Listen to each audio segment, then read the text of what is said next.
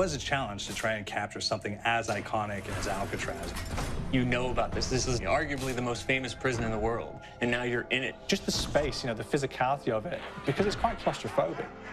When modern-day prisons are designed, they really consider not intimidating people or making the spaces, as least stressful as possible. Well, Alcatraz didn't suffer from those restrictions. They did the research, they went out, studied Alcatraz, not just from books or internet. They were actually there to feel the environment, so it really sets a mood that gets you a little spooked.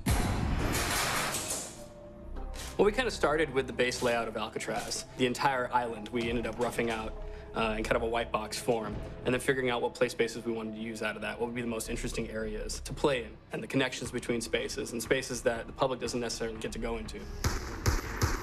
We really did a lot of pushing to really enhance that psychological horror aspect that we're really looking for. And this is a really good opportunity to really tell something special. Like I got stuck right through the gates to hell! This time around, I feel like it's been identified that there are these side missions that you're going to go out and try to accomplish.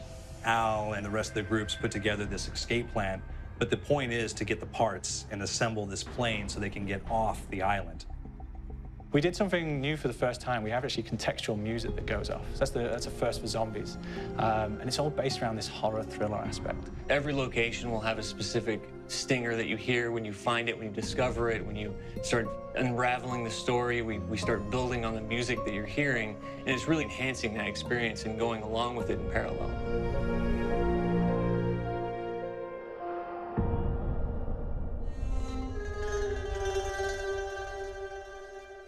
Because we wanted to embrace this kind of horror thriller element, we wanted character actors, guys who could really embody someone and then convey emotion. So that's why we went for guys like Ray Liotta, getting in that kind of guy, we wanted a frantic nature. So he plays a character called Billy Handsome, who's this kind of psychopath who would be employed by the mob to kill people in interesting ways.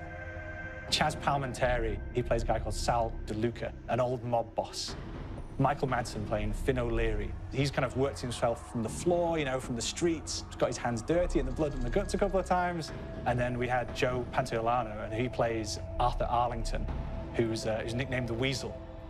Those guys, they bring a quality and a subtlety and timing that you can't really identify or try to recreate.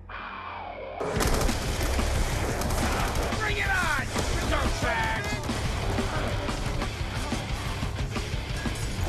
You start off in the afterlife mode, and that's just going to be what's going on. You're going to try to solve the mystery from the second you start. Afterlife, to me, brings a new element, like a new puzzle element. It forces me to think a little bit more or look for the clues or kind of think of zombies on a slightly deeper level. You see clues throughout the map that tell you, ooh, perhaps if I'm in the afterlife, I can interact with this object, or there's some puzzle going on here that I need to be in the afterlife. Back east, I whacked a dirty dentist with one of these. Took forever, too. Alcatraz has a Civil War kind of fort background before it turned into a penitentiary. And so we had this kind of backstory, the idea that the warden would have collected Civil War weaponry. And one of them is a blundergat. It's a fictional weapon, but the idea of the combination between a blunderbuss and a Gatling gun. And possibly, there might be a way of upgrading it to a more fantastical weapon that the players may find. We all gotta go sometime. You just went now. There's one main zombie, one big zombie that's going to come through and wreak havoc on your life. He'll lock down the perk machine, he'll close down the box, so you have to pay to get that open again. So you don't want him to interfere with your process. Now's a good time to pick a fight. It's a fun challenge. It keeps things moving forward. In terms of perks, we have a new perk called Electric Cherry. When you reload, it gives a shock around, which scales over time. Who's asking for it, greaseball? There's so much to experience in this map. Every time I play it, there's a new tactic to take, a new experience, a new objective to go for. But there's also this layer of things that we aren't exactly exposing to the players right off the bat and will need to be discovered. Don't let me go. Is it the calling we hear?